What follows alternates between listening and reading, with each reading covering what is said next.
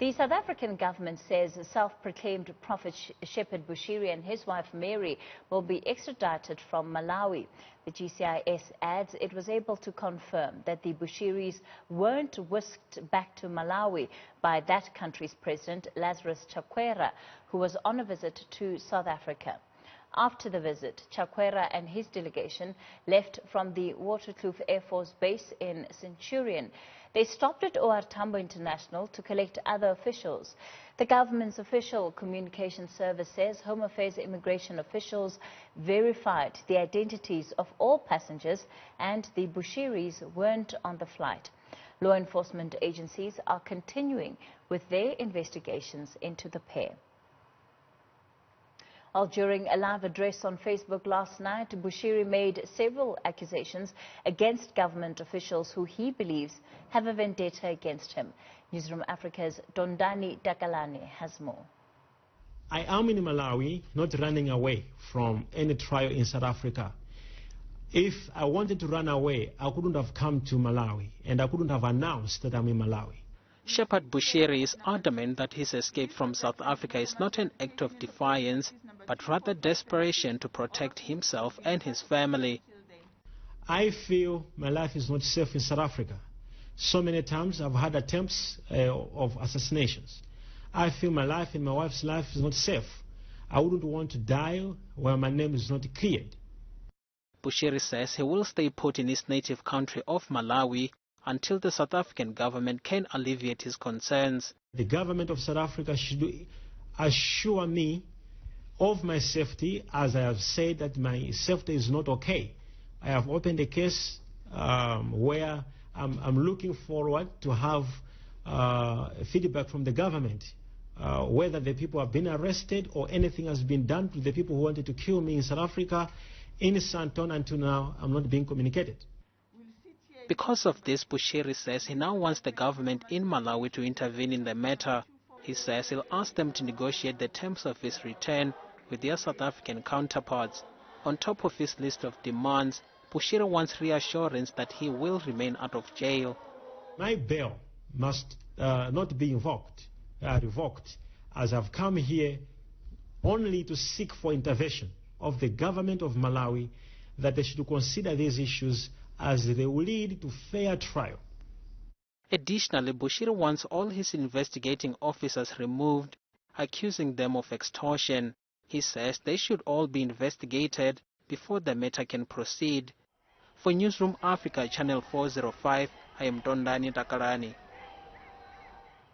Well, to unpack this further, I'm joined by Independent Police Investigative Directorate spokesperson Ndileka Gola. Good evening, and thank you so much for your time tonight, Ndileka. Firstly, let's just begin with what you as IPID make of this entire situation, including the allegations that Bushiri is making against police officers in this country. Good evening, Kathy, and good evening to your viewers, and thank you for having us this evening. What IPID is mandated with is the responsibility of playing an oversight responsibility over police. So we do that by ensuring that we investigate any alleged police misconduct. And in this particular case, the allegations that Bushiri is making are that there's corruption by police, and there's a case that he opened with IPID, and that we can confirm that indeed in 2018 a case was opened by his lawyer for alleged corruption against police officers that were investigating his other cases. What are the details of those investigations? So what exactly was he asking police or asking IPID to do? He was reporting that police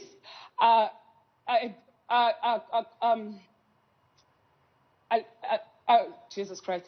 The allegations were that the police officers are corrupt and they wanted to extort some cash from him. So that falls within the mandate of IPID, because IPID is responsible for investigating any alleged corruption by police officers. After this case has been opened, then IPID resumed its investigation process. The investigation process would then include getting first-hand information from the victim, which is Bushiri in this particular case. This is what IPID has been having a problem with since 2018, because information that will require from him that will enable IPID in this investigation process to make the necessary recommendations and make the necessary comprehensive report to the NPA that would ensure that justice is done for him, is that the challenge is that is not forthcoming. He's not available to give information to IPID. He is not available to come and identify the suspects that he alleges that they wanted to extort some money from him. So that is the major problem that IPID has had.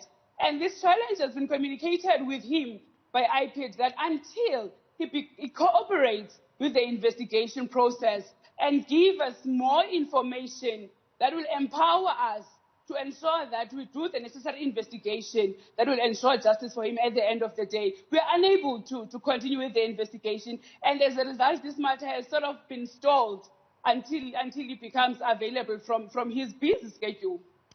What are the circumstances under which he claims police officers tried to extort money from him? Well, the allegation is that the police officers, whilst they were investigating other cases that he's facing and other charges that he's facing, were then I think it's rape cases, rape-related cases. So they wanted money from him so that they can make those cases disappear. Was he able to give specifics in terms of which police station he was dealing with, the names of police officers he was dealing with that would necessitate IPID investigating this matter?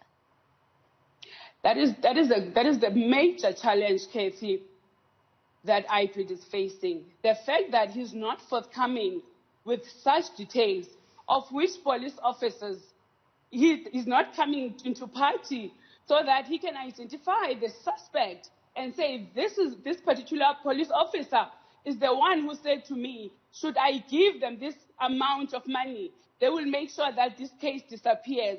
He is not available to sit with IPID and give the details of what happened. And as I've indicated, he did not open the case himself. It was his lawyer who opened the case on his behalf. Now, when we want first-hand information from him as the victim, that is where we are getting a challenge with as IPID, because we are unable to speak to him, and he's really not cooperating. And the information that we need from him is quite crucial for the investigation process and justice for him. Did he tell you at least how much was being asked by these officers? Yeah, he did give some sort of figures, Kathy, but those figures I'm not able to divulge at this point in time, because once he comes back and once this case he cooperates with the investigation, this is the sort of information that we're going to use before the court and ensure that justice is served for him, and we ensure that we root out as IPID any sort of corruption by police officers. I'm curious to know, I mean, in a situation like this, an investigation that has been going on for 2 years, you as IPID haven't made any progress, including with the person who has opened this case with you. So at which point do you then stop investigating it until you have more details? Kathy, this is a general challenge across the board.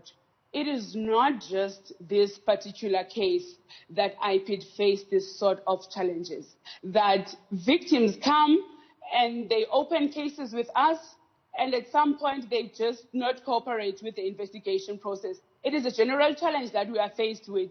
So when the victim is not forthcoming, when they are not giving you information, you are not empowered, and thus you are unable to continue with the investigation process.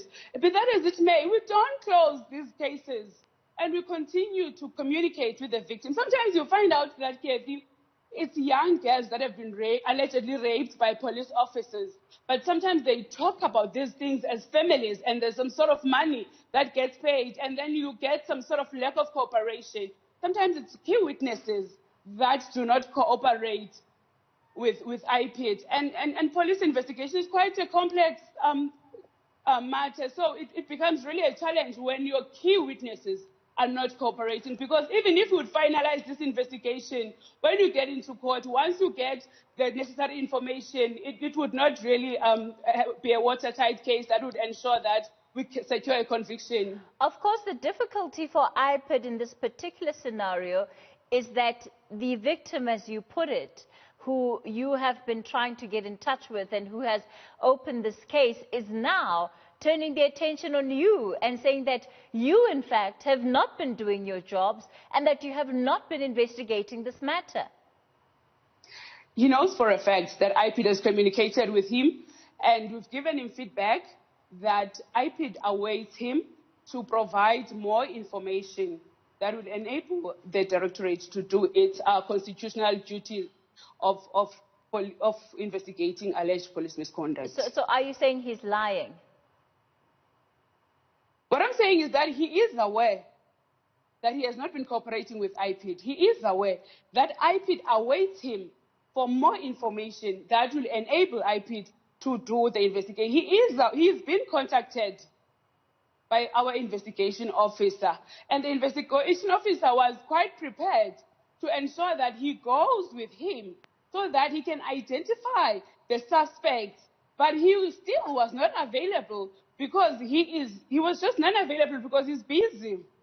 So effectively he's lying. He's saying that he's opened a case about these police officers. This was never investigated. He's never received any kind of feedback from institutions such as yourself. So if I listen to what you're saying and what he's saying, it means that he's lying. Well, Kathy, as I've indicated to you, IPID awaits Bushiri to avail himself. IPID awaits Bushiri to provide the Directorate with more information. The Directorate is very much committed to do its duty of investigating any alleged police corruption. IPID has got no reason to take any person's case and not investigate it, because that is what we exist for, to ensure justice for victims of alleged police misconduct. So Ndileka, what happens if he doesn't play ball? What happens if he still doesn't meet with you but continues with the narrative that says that you have not been investigating the matters that he's brought before you? How else are you going to resolve it? Well, Kathy, until we have the victim coming forth and giving the information, we are really disempowered. We are actually disabled in this particular case. That is why in this case, we have not closed it. It's still open. Of course, but the risk that you face, sorry, Ndileka, of course the risk that you face is that he's going to continue tarnishing your name and saying that government officials in South Africa are not interested in protecting him and are not interested in taking the allegations that he's leveled before police officers in this country seriously. That is why IPID, right now, IPID is talking to institutions like Newzroom and ensuring that we give our side of the story, that Bushiri is the one person who is not cooperating with the justice system of the country, the one who's not cooperating with the investigation process. If you come back within a week and cooperate with this process, I can almost guarantee you that there would be developments in this particular case. All right, let's leave it there for tonight. That was the IPID spokesperson there. Thank you so much for your time tonight, Ndileka.